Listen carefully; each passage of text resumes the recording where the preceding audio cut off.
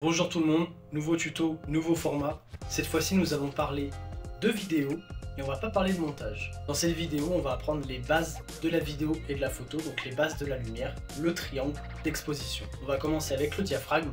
Le diaphragme, ce sont des lamelles qui sont dans votre objectif et qui viennent s'ouvrir et se fermer en fonction de la quantité de lumière absorbée par le capteur. Si elles se rétractent, il y a très peu de lumière qui va rentrer dedans, et au contraire, si elles s'ouvrent, il y a beaucoup de lumière qui va rentrer dedans. C'est très pratique quand on est en basse lumière, mais attention, plus on va descendre dans les chiffres, donc f1.2, f1.4, f1.8, etc., donc plus on aura de la lumière, mais plus on aura du flou d'arrière-plan.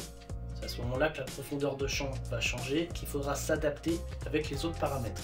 Et plus on va rapetissir, plus on va aller chercher des numéros qui sont importants, F8, F10, F12 et plus, moins on aura de flou à l'arrière-plan. Deuxième paramètre, la vitesse d'obturation, le shutter speed, l'obturateur, c'est la même chose. C'est encore un mouvement mécanique qui est dans l'objectif. Cette fois-ci, c'est un volet, un peu comme votre paupière avec l'œil. Elle va s'ouvrir et se fermer pour accueillir une quantité de lumière. Idem avec le volet. Le volet passe devant le capteur au moment de l'obturation. Donc si le volet reste ouvert longtemps devant le capteur, il y a beaucoup de lumière qui va rentrer et beaucoup de mouvement, donc beaucoup de flou.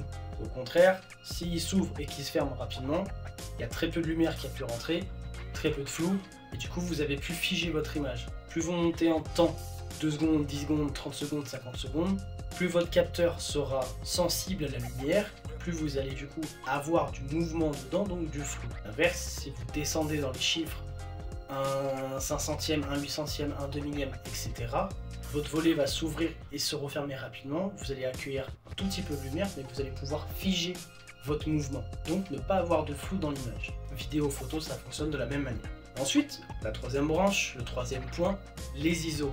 ISO qui cette fois n'est pas un paramètre mécanique de l'objectif, mais un paramètre numérique de l'appareil en lui-même, de l'appareil photo, de la caméra. ISO c'est bien, mais plus on va monter et plus on va avoir du grain numérique. Vous savez, c'est tous ces petits points qui viennent défoncer votre image quand il y a trop de lumière. Et pour pallier à ça, vous allez devoir changer les paramètres du diaphragme et de la vitesse d'obturation. Pour ça qu'on appelle le triangle d'exposition, c'est parce que les trois fonctionnent ensemble. Ces trois paramètres sont ultra importants pour comprendre la lumière, pour comprendre la base même de la vidéo et de la photo. On ne peut pas avoir une belle image si on ne comprend pas comment fonctionne la base même de la vidéo, de la photographie. Une fois que vous avez compris tout ça, sur votre appareil, il y a le mode automatique, mais celui-ci va rien vous apprendre réellement. Vous allez plus pouvoir prendre le temps de composer votre image, de gérer le flou, que vraiment de gérer la lumière. Vous pouvez utiliser les modes qui sont semi-automatiques, le P, le S et le A, mais vous avez aussi le mode M, qui est le mode manuel. C'est comme ça que vous allez pouvoir apprendre justement les trois points. Si vous voulez figer un mouvement, vous allez devoir du coup gérer la vitesse d'obturation d'un bord, et ensuite gérer avec le diaphragme et l'ISO.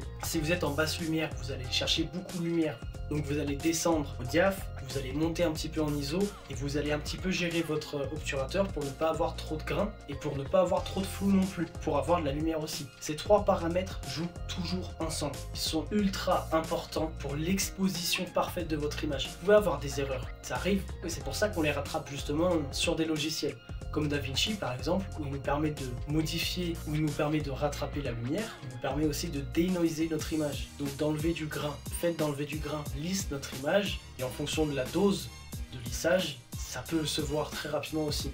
Donc c'est très important que votre lumière soit gérée au tournage et doucement rattrapée au montage, en post-prod. Comprenez bien ce triangle, comprenez la vitesse, comprenez le grain, comprenez la quantité de lumière, le flou d'arrière-plan, comprenez tout ça. Une fois que c'est ancré, entraînez-vous, entraînez-vous, entraînez-vous, entraînez-vous. Une fois que c'est ancré, vous pouvez passer à l'étape supérieure et ça sera facile.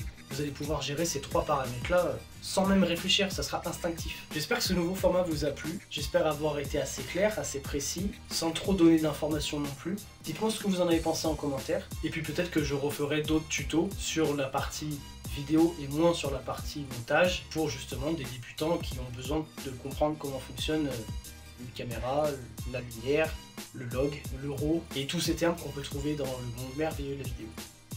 Au revoir.